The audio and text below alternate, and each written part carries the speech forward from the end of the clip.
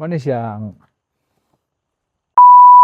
What is up, guys? I am Ellen. I'm the marketer of Valencia Strawberry.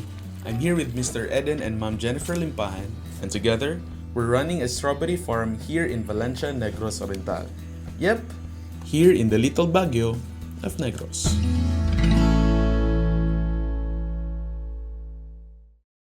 mani siyang maligas, lamigas sa kuan.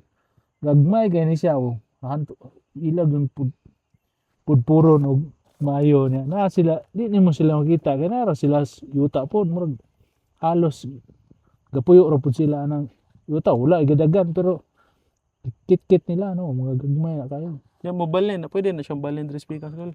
Mubalin siya basta di lagi siya masangat kinahanglan lagi isangat nimo ikuan gini mo. Daot gyud ang ano. Madaot gid siya yani gid siya gitsura.